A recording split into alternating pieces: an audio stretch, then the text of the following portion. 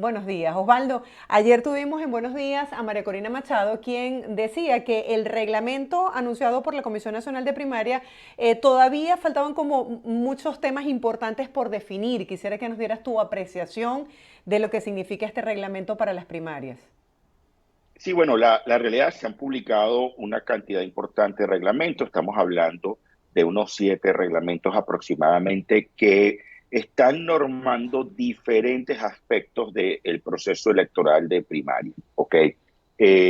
Los planteamientos hechos por algunos candidatos es que todavía, a pesar de que el reglamento establece el paraguas, por así llamarlo, los grandes las grandes vías para, por ejemplo, recolección de firmas, procesos de impugnación de candidatura, periodo de espera de candidaturas para conocer realmente quiénes van a ser los candidatos, temas de financiamiento voluntario, entre otras tomas, funcionamiento de las mesas electorales, tema de los testigos electorales, observación electoral internacional o no, habrá que determinar hasta dónde esto puede llegar. Uno de los grandes vacíos justamente está en el tema del voto en el exterior. En el voto en el exterior, creo yo que ha sido uno de los puntos más complejos por lo que implica la determinación de cuáles serán esas ciudades en las que finalmente los venezolanos en la diáspora podrán votar. Creo que era este uno de los aspectos del que por lo menos nosotros hemos escuchado o sentido más ruido, quizás, justamente porque no se establece en el reglamento cuáles son esas ciudades. Desde tu experiencia, ¿crees que exista la logística técnica para poder garantizar lo que tanto se ha pedido, que es el voto de los venezolanos en el exterior? Mira, yo creo que sí existe la posibilidad cierta. Ahora, recordemos que la gran paradoja es que apenas hay 130.000 venezolanos inscritos formalmente en el registro electoral del CNE fuera de Venezuela, ¿ok? En muchas ocasiones hay gente que no se ha actualizado porque esto no es un registro telemático que lo puedas hacer desde una app, sino que obliga al ciudadano a acercarse a un consulado. En ese consulado claramente tiene que haber representatividad. Tenemos que recordar que desde hace unos 4 años hay una cantidad importante de países que cerraron consulados o cortaron las relaciones con Venezuela formalmente y quedaron huérfanos esos venezolanos de atención consular y por supuesto de poder realizar este trámite. Ese yo creo que es el primer gran componente. El segundo componente es, bueno, si vamos a un registro propio, que es lo que está planteando la Comisión Nacional de Primaria, ese registro propio obliga a prácticamente tener o acercarse o indicar, sea con cédula vencida o no, sea con pasaporte que indique el número de cédula, o pasaporte activo o vencido, pero que tiene que indicar el número de cédula, la posibilidad cierta de poner su nombre a disposición para acercarse a votar a esas primarias. El tercer elemento es, claramente, va a ser un acto, por lo que se interpreta del reglamento, va a ser un acto presencial en el cual se va a dar la posibilidad en las grandes ciudades, inicialmente las grandes ciudades que tiene registrado. Yo creo que el mejor registro lo tiene la OEA a través de su Oficina para la Migración Venezolana, la determinación justamente de estas grandes ciudades, algunas transfronterizas, algunas que por cercanía puedan permitir el traslado de estos funcionarios o de la gente que vaya a organizar. Estamos hablando de un proceso logístico bastante grande. Quizás para alguna gente va a ser, bueno, ¿cuál es la expectativa de participación? ¿Cuál es la expectativa de inscripción en el registro? ¿Okay? Recordemos que en eventos similares en años anteriores, momento de la constituyente, 2019, etcétera, no se ha logrado obtener más de unos 750.000, 800.000 personas participando en el exterior. Recordando que puede existir más de 5 millones de votos potenciales de toda la migración venezolana. Sí, te entiendo. ¿Y crees que estamos en tiempo como para esta logística y este protocolo que dices que es bastante complicado? Mira, yo creo que tienen que comenzar prácticamente ya. Ahí yo creo que la lentitud, la prudencia de indicar cuáles serán esas ciudades, justamente estará atado al proceso de organización logística, al proceso de tener los fondos disponibles para que tengas una plataforma transparente inicialmente para ese registro de votantes. No es simplemente nosotros pensamos, sacamos el dedo al viento a ver cómo está corriendo y pensar cuánta gente puede estar en qué ciudades determinadas, sino que simplemente esto implica hasta unas logísticas de solicitud de permiso en esas ciudades específicas.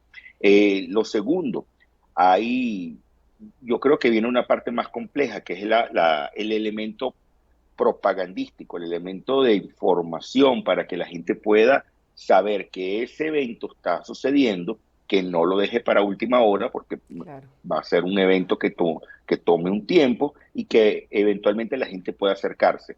Permíteme el ejemplo. Es como que digamos, en el estado de la Florida, en la ciudad de Doral, vamos a colocar una mesa para que la gente se acerque, un toldo para que la gente se acerque en la zona del estacionamiento de la alcaldía de Doral.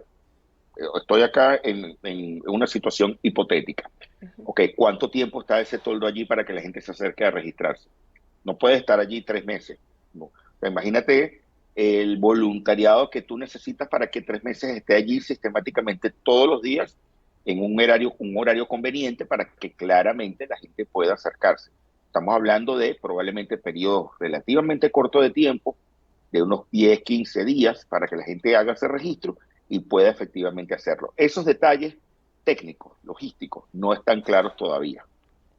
Sí, ya entiendo. Y se necesita el apoyo pues de muchísimas organizaciones que hagan vida en estos países para poder garantizar toda esta logística que es compleja.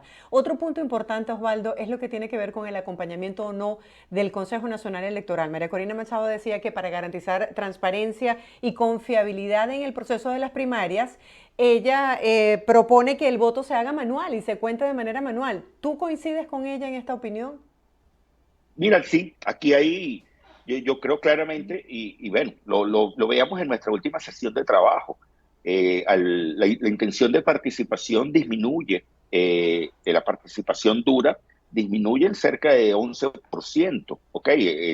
Ese votante que en una escala del 1 al 10 se ubica en 10, es decir, un alto nivel de participación, sin especificar condiciones, es 25% de la participación, indicando que la asistencia técnica del CNE, esto baja a 14% aproximadamente. Sí hay una merma en lo que se refiere a la transferencia al proceso de las evaluaciones negativas y la desconfianza que tú tienes sobre el órgano electoral formal.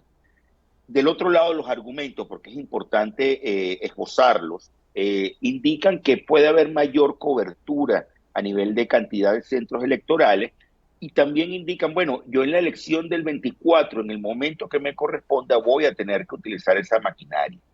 Es válido y si es realidad, el segundo punto, en el primer punto va a depender de la Comisión Nacional de Primaria, de la cantidad de recursos que tenga y de cómo terminan siendo instalados estos centros de votación para garantizar el mayor acceso a la mayor cantidad de venezolanos posible, porque acá estamos hablando probablemente en algún sitio rural recóndito en Amazonas no puedas tener un centro electoral, pero obviamente sí lo vas a tener en las capitales. O sea, acá ellos van a tener que determinar y tienen un trabajo importante por delante de la determinación de los centros. Este es el argumento central que últimamente han estado diciendo algunos partidos políticos sobre por qué debe ser asistido por el CNE y por qué no.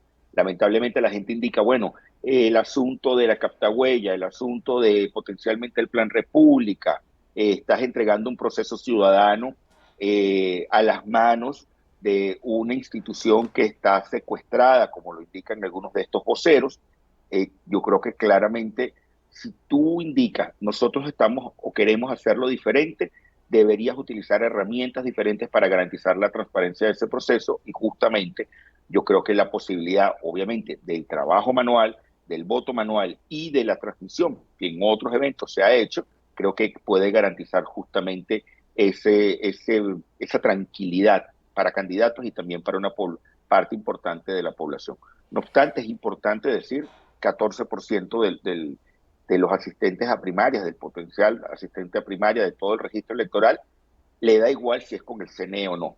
O sea, que si tienes una masa crítica, pero no es lo mismo ganar una primaria con 1,5 millones de votos a ganar una primaria por más de 3,5 millones o 3 millones de votos. O sea, no es lo mismo una participación de 2,200,000 votantes a una participación de 4,500,000 votantes.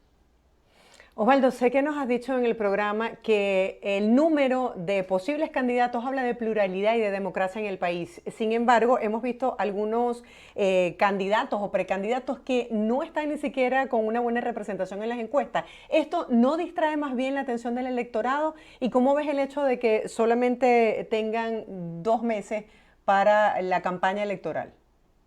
Mira, yo creo que, insisto en la pluralidad, insisto en que todo el mundo que tiene el derecho de aspirar a cargos de elección popular y obviamente en un evento primario tienes el derecho de presentarte. Eso es totalmente válido y ese es el ejercicio de la política. La otra cara de la moneda es el ciudadano, respondiendo a esos estímulos de candidatos. ¿Cuál es la respuesta? ¿Me gusta A o me gusta B o me gusta C? Ok, aquí estamos hablando de procesos de polarización importantes, como en cualquier campaña electoral en el mundo. O sea, esto no son fenómenos estrictamente de primarias o de Venezuela. Esto es un fenómeno global en los países en donde hay conducción democrática, en donde las preferencias del elector terminan decantándose hacia una o dos opciones. Y en algunos casos una tercera, cuando estamos hablando de procesos muy complejos, en donde prácticamente cada uno pueda tener un tercio de la potencial votación. Hay un detalle en relación con el reglamento. Esa inscripción va a ser hasta el 23 de junio, comienza el 20 de mayo, en apenas unos días.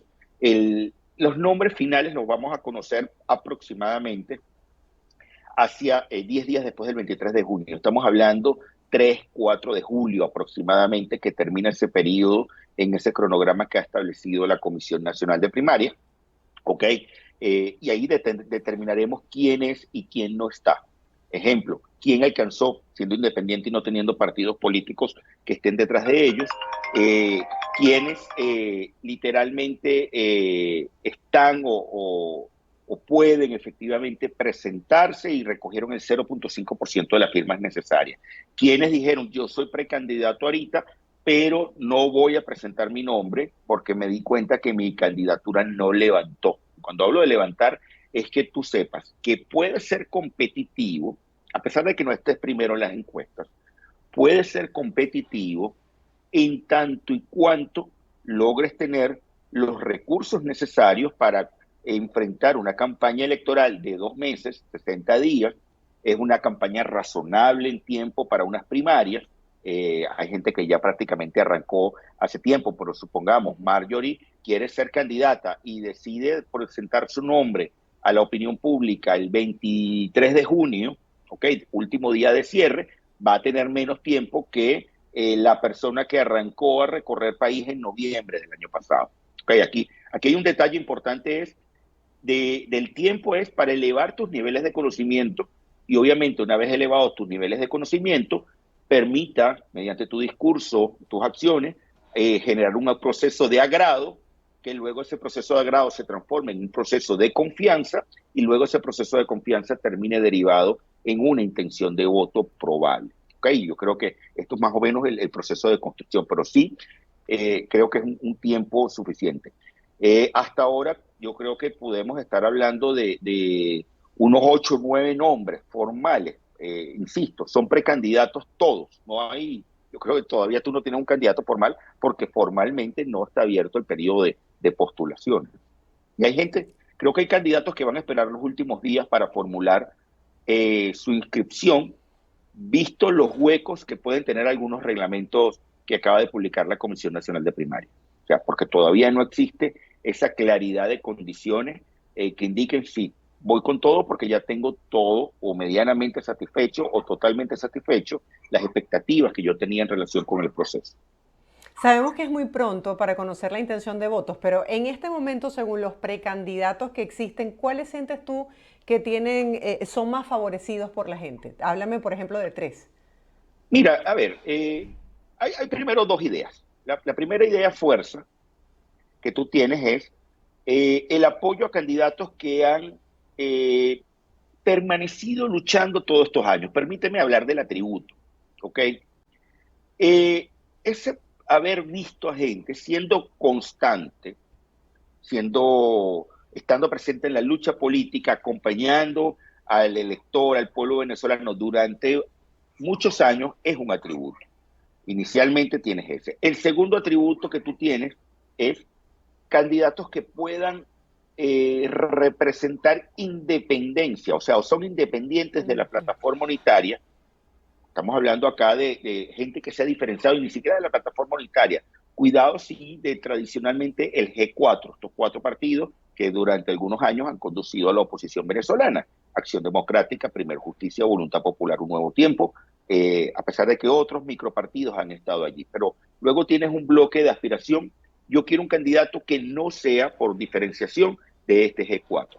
Luego tienes gente o dice yo aspiro a una independencia total y un outsider. Y digo outsider entre comillas, porque no existe outsider perfecto. No es alguien que de la noche a la Sí. mañana surgió y era que nadie lo conocía. O sea, siempre va a haber alguien que claramente esté en el imaginario colectivo, que esté presentado en los medios, que exista, no importa el sector del cual provenga, ¿ok? Económico, social, del entretenimiento, de los medios de comunicación, ¿ok? Eso básicamente son eso. Aquí estamos tres grandes bloques donde tú puedes comenzar a ubicar a estos diferentes candidatos. Ahora, ¿quiénes pueden hoy con fuerza entrar y comenzar a competir? Porque hemos visto claramente, lo veíamos en la sesión anterior, en donde María Corina está apuntando en las encuestas, y que dependiendo cómo tú veas esta película, porque esta película, si yo la veo solo dentro de los no alineados, la gente ni que vota muy poco, Ujú. o sea, son el menor factor de votación, quien está liderando las encuestas en un momento determinado puede ser otra persona. O si lo ves solo, la gente que dice yo sigo la plataforma unitaria estrictamente, puedes ver una competencia más estrecha entre María Corina Machado y Enrique Capriles. Ok, ya tenemos tres nombres. Se habla de Freddy Superlano, que acaba de entrar. No se sabe todavía la posición de Manuel Rosales. Hace unos días, la Juventud de un Nuevo Tiempo decía que ese era su candidato. Okay, que no se sabe si se va a presentar o no. No se sabe todavía el papel de si va a haber una unión o no entre algunos candidatos del G3. Tienes a Carlos Prósperi por Acción Democrática. No se sabe todavía nada de Fuerza Vecinal. O sea, comienzas a ver ciertos aspectos que hace un mes los dabas como potenciales contendores, hoy no están. Tienes a Roberto Enríquez presentándote las primarias. Tienes a Andrés Velázquez, a Delsa Solórzano, a Tamara Adrián, que recientemente acaba también de irrumpir en escena. Entonces, ¿cuándo vas a tener tú la verdadera encuesta? Probablemente, imagina que la Comisión Nacional de Primaria, estoy poniendo una fecha ficticia, el 4 de julio indica, estos son los nombres. El 5 de julio usted tiene que salir a campo a medir esos nombres específicos, porque ya tienes la película de quiénes son los contendores formales. Puedes tener unas aproximaciones con los nombres que tienes ahorita. Vamos a ver qué nos arrojan los números de estos par de meses, de aquí 9 de mayo, esta medición de mayo y la medición de junio, probablemente en el posicionamiento de esos precandidatos. La posición de Juan Guaidó todavía no ha oficializado su renuncia. ¿Cómo lo ves a él? ¿No tiene posibilidad de volver al ruedo desde este punto de vista? Bueno, desde el exterior es muy complejo hacer una primaria dentro de Venezuela. O sea, tú puedes tener la, la voluntariedad de tratar de permanecer en la lucha política interna. La realidad es que esta situación de aparente exilio, él no lo ha indicado de esa manera, pero en los pasillos de la información, de los rumores, de los partidos políticos, se escucha que hay una sustitución por Freddy Superlano. Si efectivamente eso es una materialización de un cambio de candidatura, bueno, prácticamente Juan Guaidó está enviando un mensaje al país de que ya no va a presentar su nombre a las primarias. Bueno, y ya el partido también oficializó a Superlano, entonces ya por lo menos con el partido ya no va a ser. Sí, por eso, o sea, firmas propias, puedes tenerlo. Juan Guaidó no tiene una mala evaluación de liderazgo, pero lamentablemente hay gente que interpreta que que es responsable no haber podido alcanzar el cambio político. Hay gente que interpreta, mira, tu momento ya pasó. O sea, las visiones sobre Juan son disímiles. Hay gente que aplaude ese trabajo y lo felicita. En porcentaje mucho más pequeño, pero la realidad sería una candidatura sacando ciertos elementos de si está fuera del país o no. Imaginemos por algún momento que está sin dentro de Venezuela. Es una candidatura que cuenta con una cantidad importante de negativos frescos, o sea, de reciente data, que resulta muy complicado revertir. O sea, esos negativos terminan convirtiéndose en una pregunta que se le hace al elector si usted votaría, pudiera votar o nunca votaría, jamás votaría. Ese jamás votaría en el caso de Juan Guaidó es bastante alto. O también de los otros candidatos es relativamente alto. Osvaldo, hemos tenido aquí al presidente de la Comisión Nacional de Primaria que dice que el proceso de diálogo no tiene nada que ver con las primarias como tal. Para poner en contexto a la gente por qué es importante que se dé el diálogo, cuáles son esos puntos a negociar y qué ha pasado con el diálogo. Mira, bueno, esa posición también yo coincido. La primaria no tiene nada que ver con esos procesos de negociación que pueda haber formalmente. O sea, tú no puedes atar el avance de la primaria a las potenciales negociaciones, acuerdos que puedas tener en este tema de diálogo entre plataforma unitaria y gobierno. ¿Ok? Y yo creo que quizás aquí era la preocupación de algunos candidatos inhabilitados políticamente. Ejemplo, Enrique Capriles, ejemplo, Freddy Superlano, que digan, supongamos que yo navego en el escenario de que gano la primaria.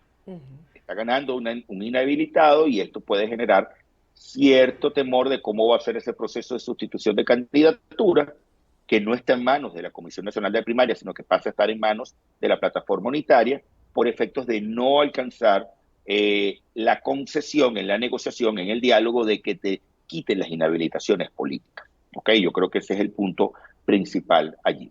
Ahora, ¿en qué está el diálogo o lo que han dicho los actores políticos? Prácticamente pareciera estar en un punto muerto, pareciera estar en una situación bastante compleja de poder avanzar. De hecho, en los últimos días, la semana anterior, esta semana, hemos observado cómo hay cierta resistencia de arrancar de nuevo estos procesos, derivado también del hecho bueno, fue suspendido justamente por un juez federal recientemente, de que prácticamente Citgo iba a ser entregada a acreedores. Eso generó una respuesta bien virulenta, bien importante desde los voceros oficialistas, y prácticamente ataron de nuevo esa situación a el tema del diálogo. Pero también tienes atado el tema de la CPI, tienes atado el tema de Alex Saab, o sea, tienes atado la entrega de recursos. Comienzas a ver que la lista de cosas para que el gobierno vuelva a sentarse a negociar temas electorales, vuelve a estar los temas económicos u otros políticos que no están en control de la plataforma unitaria, para nada. Son muchos Y condicionamientos. son tantos condicionamientos que están cambiando el mensaje real. No me interesa sentarme ahorita. ¿Por qué no me interesa sentarme ahorita? Porque no tengo un proceso electoral presidencial al frente. O sea, en el momento que el proceso electoral lo tenga al frente, es decir, que el gobierno determinó, vamos con las elecciones tal día, tal fecha, yo diré, bueno, mira, sí, ya, siéntate con la oposición a negociar algo para tratar de obtener lo que efectivamente nosotros necesitamos, que es un tema económico, y tratar de dar a la oposición ciertos elementos para que claramente participen y tengas una elección libre. Pero la realidad, sin una fecha cierta, reciente, tú no adelantas un proceso de diálogo. Y estoy entrando en el realpolitik. ¿Qué incentivo tengo yo si no me has terminado de dar lo que yo estoy aspirando? Ninguno. El otro Sí, está tienes toda la desesperado razón. estoy desesperado, me quiero sentar, está bien, sí, pero yo no estoy interesado en darte nada ahorita. ¿Sí? Sé que esto a mucha gente es un baño de realidad, pero es la realidad política, es la No, realidad de gracias por entendimiento hablarnos con tanta de franqueza esto. sobre esos temas, porque creo que es lo que quieren los venezolanos. Osvaldo, te agradezco enormemente tu análisis. La próxima semana estaremos pendientes de qué información actualizada nos tienes, sobre todo con estos trabajos, estas encuestas que realizas en la calle a través de tu empresa para conocer cuál es la matriz de opinión en Venezuela. Feliz día para ti. Feliz día para todos. Era Osvaldo Ramírez, analista político venezolano, hablándonos sobre estos temas que son noticia en nuestro país.